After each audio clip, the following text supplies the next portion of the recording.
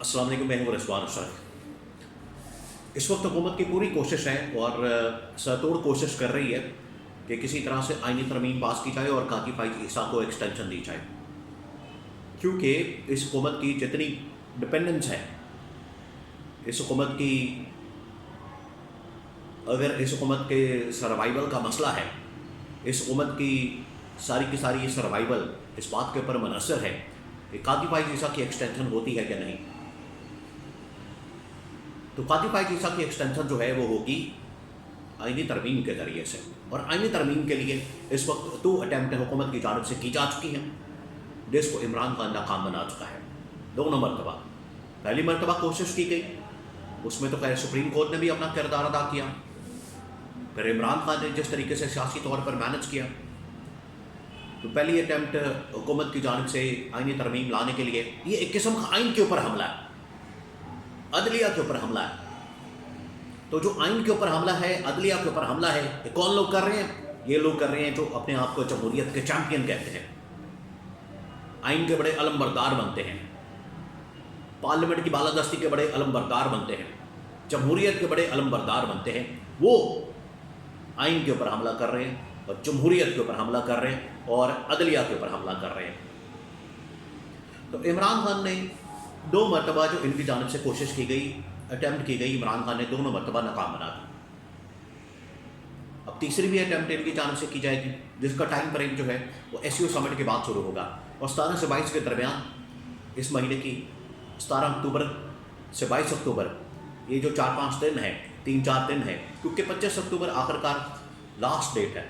25 अक्टूबर से पहले पहले इन लोगों ने आईनी तरमीम करनी है, वरना काजी फाइज ईसा फारिग हो जाएगा और जस्टिस मंसूर अली शाह आ जाएगा, और जस्टिस मंसूर अली शाह से ही इनको असल ख़तरा है।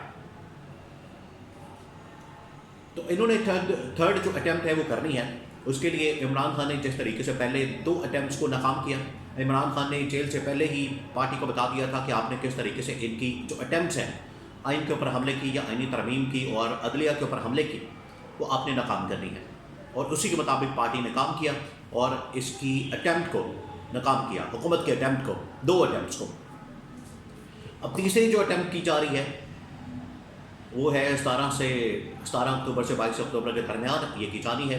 इसके लिए इमरान खान ने पहले बता दिया था कि आपने क्या करना है, और पार्टी ने इस बारे में गौर व फिक्र किया, पार्टी ने इस बारे में गौर व फौज किया, पार्टी ने इस बारे में मुशावरत की है, पार्टी ने इस बारे में मामला देखा है। इसके बारे में बड़ी अहम तरीन इन्फॉर्मेशन मेरे पास मौजूद है, वो आपके साथ में शेयर करता हूँ। देखिए, इस्लामाबाद में इस वक्त ये प्लान बन चुका है, हुकूमत की जानिब से प्लान बन चुका है।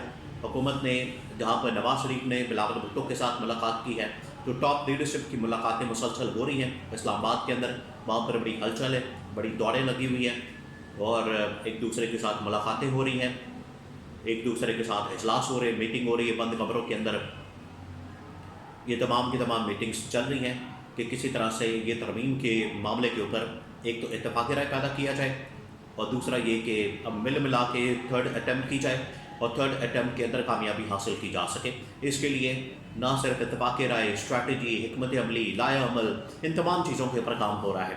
वहीं पर PTI ने भी काउंटर स्ट्रैटेजी बनाने का फैसला कर लिया और काउंटर स्ट्रैटेजी बना ली है, जिसके अंदर 2-3 स्ट्रैटेजीज़ हैं, लेकिन एक जो बड़ी स्ट्रैटेजी जिसका बड़ा जिक्र किया जा रहा है, जिसका बड़ा चर्चा है, जिसके ऊपर अब बहस हो रही है, वो है कि क्यों ना शहबाज शरीफ के ख़िलाफ़, वज़ीर-ए-आज़म के ख़िलाफ़, इस हुकूमत के ख़िलाफ़, शहबाज शरीफ के ख़िलाफ़ ख़ास तौर पर अदम एतमाद की तहरीक कौमी असम्बली के अंदर पेश कर दी जाए।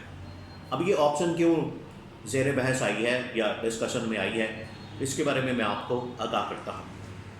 देखिए, ये जो अदम एतमाद का मामला है, जब भी कौमी असम्बली के अंदर वज़ीर-ए-आज़म के ख़िलाफ़ अदम एतमाद पेश किया जाता है, तो फिर कौमी असम्बली के अंदर तमाम के तमाम मामला रुक जाते हैं। किसी किस्म की कानून साजी, किसी किस्म की आइन साजी, किसी किस्म की करारदाद, किसी किस्म का बिल, किसी किस्म का ऑर्डिनेंस, तमाम की तमाम चीज़ें रुक जाती हैं और सारा फोकस होता है, एक ही एजेंडा होता है, वो होता है अदम एतमाद का। जितनी देर तक अदम एतमाद की कार्रवाई मुकम्मल ना हो जाए, उसका नतीजा ना निकल आए, कामयाब हो जाए, नाकाम हो जाए, जो भी नतीजा निकले, लेकिन अल्टीमेटली काम उसी के ऊपर होता है। इसके अलावा कोई कार्रवाई नहीं चल सकती, एजेंडे का हिस्सा नहीं बन सकता। तो पीटीआई की जानब से ये फैसला किया गया और स्ट्रैटेजी का हिस्सा, ऑप्शन का हिस्सा, प्लान का हिस्सा। ऑप्शंस बहुत सारी हैं, 4-5 ऑप्शंस हैं। आखिरकार हुकूमत भी 4-5 ऑप्शंस बना के बैठी हुई है कि हमने किस तरह से थर्ड अटैम्प्ट करनी है।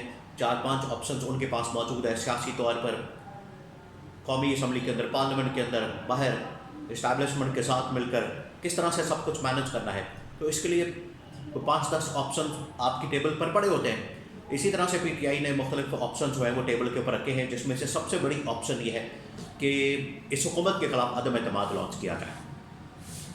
हुकूमत वैसे ही एक जाली हुकूमत है, 2 नंबर हुकूमत है, चोरीशुदा मैंडेट के साथ आई है, डाके वाले मैंडेट के साथ आई है। इस हुकूमत की तो कोई वैल्यू नहीं, इस हुकूमत की तो कोई अहमियत नहीं, इस हुकूमत के पास तो कोई मैंडेट नहीं, इस हुकूमत की तो मॉरल अथॉरिटी नहीं, इसके पास तो लीगल अथॉरिटी नहीं, डिफेक्टो हुकूमत नहीं है बल्कि डिजोरे हुकूमत है। लेकिन अब क्योंकि बैठ गई है, इन्होंने अपने आप को एक आइनी कवर दे दिया है, तो इसके खिलाफ फिर आइन के अंदर से ही रास्ता निकालना पड़ेगा।